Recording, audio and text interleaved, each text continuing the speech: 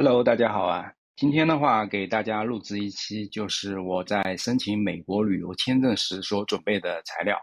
那之前我在2天前发布了一个视频，就是我顺利通过了美国的旅游签的签证。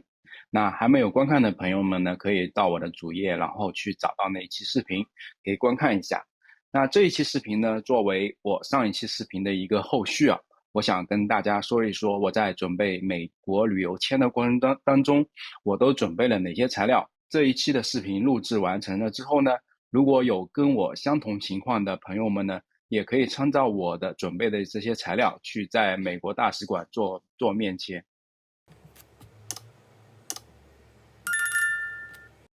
好，我们首先来说一下我在美国旅游签准备阶段。第一个阶段，我在这个表格上已经标明了是一个浅粉红颜色的这样的一个底色。那这个代表就是说我在准备面签之前所申请的一些材料。然后呢，绿色的话是在我在申请面签的时候所需要的必须携带的这些材料。然后呢，后面没有打颜色的这些材料呢，是属于可选的材料。但是呢，从我的之前的一个面签的经验说明来看的话，我带的这些非必要的材料还是很有必要的。那我想，正是因为我所带的这些材料给到了面试官，所以他比较相信我，然后也比较顺利的就通过了这个面签程序。那我接下来的话就会根据这边材料的顺序啊，来给大家逐一说一下这些材料从哪儿获取。首先，我们来看一下，第一个是叫 DS160的这样的一个申请表。那这个申请表呢，是我们在申请美国旅游签时，所需要填写的第一个表格。那我这个里面已经把详细的这个网址已经放到这边了。然后大家点击进去这个网址之后呢，就可以选择自己所在的这个国家。所在的国家选好了之后呢，就可以选择这个叫 Now Immigration Visa 开始申请啊。那我在这边我不得不吐槽一下美国的这个申请DS160签证的这个申请的网站啊，那真的是巨慢无比。在整个申请过程当中呢，你有些时候你没有来得及保存的话，它就有些时候会突然把你退出来，然后你又得重新录入。如果你登录了太多次呢，它又会说你频繁登录，然后就直接把你 block 掉了。即使有些时候你去挂一些 VPN 的话，它也会出现类似的情况。所以我在这边我也要吐槽一下美国这样的一个网站啊。你作为世界第一的全球大国，并且大家都愿意来申请 Visa 到你这边来旅游也好啊，求学也好，你这个网站也做的也太差强人意了一点了。因为正常的一个网站的话都不会存在的这样的一个情况。所以呢，还是建议在填写这个 DS160签证申请表的时候呢，各位朋友能够及时的去保存这些所填交的材料，以免被登出之后呢，你又得重新从零开始一步一步填信息。这个在我申请的过程当中呢，我是没有料到的，所以我在当时申请的这个时候花了非常多的时间，而且我当时申请是3个人嘛，所以这3个人他差不多花了我将近1个星期的时间去填写这个表格。所以大家在填写表格的时候一定要注意啊。第二个就是说，你在填写完表格的时候，你就跳转到他要缴纳这个申请费用的这个界面了。那当然，这个申请费用它可以有好多类型都可以申请啊，像支付宝呀、银行卡啊之类的。那我是用支付宝去这个缴费的。然后，当你费用缴完了之后呢，你就会到另外的一个网站。那这个网站和之前填写 DS160表格网站还不一样。那你进入到这个网站了之后呢，你就是需要去预约你的面谈时间。首先你在预约的时候，你首先要把你的护照号码以及 DS160上申请缴费收据上的这个编号能够记下来。还有第三点是这个 DS160确认页上的这个10位条形码编号，这个的话你都需要在这个网站上去输入进去之后，你才能够预约你的时间。好，以上这3个步骤呢，就是说我们在面谈之前的话，需要去准备好的这些在网上去填好的这些材料。接下来呢，当你填完了之后呢，你要去预约好这个面谈时间之后，你在预约之前，你必须要准备的这些材料，第一个就是说我预约单的一个确认页啊，这个是打印一份就可以了。然后还有 DS160 确认页也要打印一份，然后还有一个6个月内的近照啊。当然，这个近照在我实际的面谈过程中是没有用到的，但是呢，你还是要去拍一个这个样的照片，因为你在填写 DS160表格的时候呢，你是会用到这个照片作为上传的一个电子版的上传。接下来就是说，所有的新旧护照，如果你有过往的一些旧护照已经满了的话，那你也在面谈的时候要把它带上。然后呢，必须，而且这些新护照的话，必须是至少是六个月之内，不能在六个月之内的。如果你在六个月之内的护照的话，你可能是需要去办一个更新的一些护照啊。然后呢，我也打印出来了我的这个申请费用的支付收据，包括我在支付宝上面的一个账单的一个记录打印出来了。然后面谈的预约信也一起打印起来了。其实这个面谈的预约信和预约单确认页是一样的一个东西啊，所以这个地方我可能重复了，大家可以关注一下。好，接下来是一个非必须携带的这些材料啊。首先的话是一个银行存款，银行存款的话，你可以到银行的柜台那边去，呃有一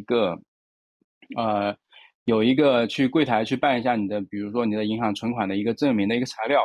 但是国内的话，你去办这个银行存款证明材料的话是需要花钱的，所以我建议大家可以在 APP 上有一些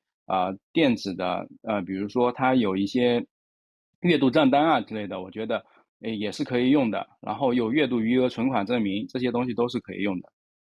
第二个是收入证明啊，收入证明的话，我其实是因为我还在职上班嘛，所以在这个过程当中，这些收入证明都是可以从银行的流水去打出来的。那我是因为我的工资是发在招商银行的，所以招商银行有一点是比较好的，就是你可以直接到它的招商银行的这个支行的大厅里面，它有一台机器就可以专门打印这个收入证明的。所以你也很方便，不需要跟银行里面的人打交道，你只跟他说一声，说我要打这个流水，他就会带你到这个机器上，然后你就可以打出来，而且是带了盖章的这样的一个收入证明。然后股票基金的话，如果你有这些证券账户的话，你也可以联系你的证券账户的客服经理，然后让他们帮忙去看看能不能把这个信件或者说这个基金这些证明啊，账户的证明，然后余额的证明给到你。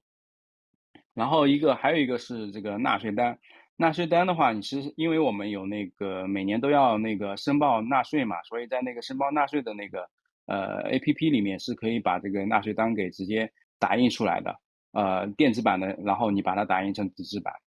然后房产证的话，大家去复印一下就可以。然后车辆的话，像那种行驶证复印件以及那个车辆的叫机动车登记证书，大家可以把原件也带上。然后复印件的话，也可以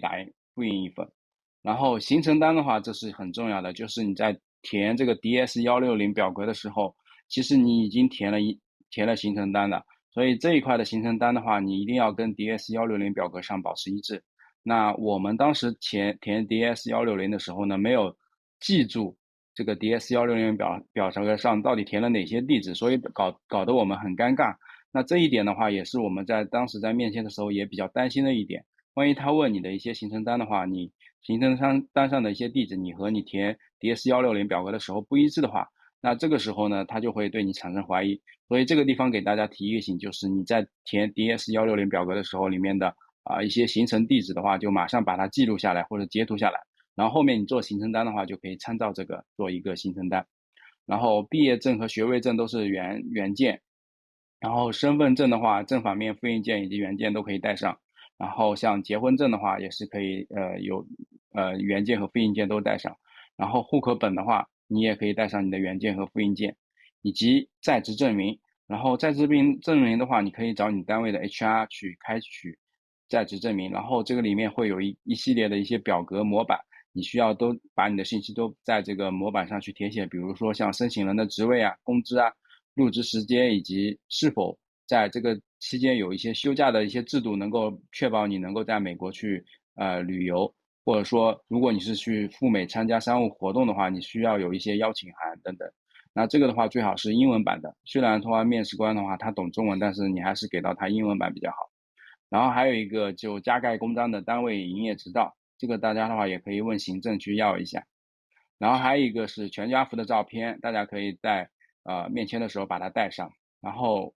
接下来是无犯罪记录。那这个的话，像我在上海的话，我在那个随身办上是可以直接去申请的，很快的。我基本上申请完之后，10分钟、20分钟就可以拿到我这个无犯罪证明电子版的，然后把它打印出来就可以了。然后最后一个是出生证明，这个出生证明真的是在我面签的时候帮了我大忙的。然后那个面试官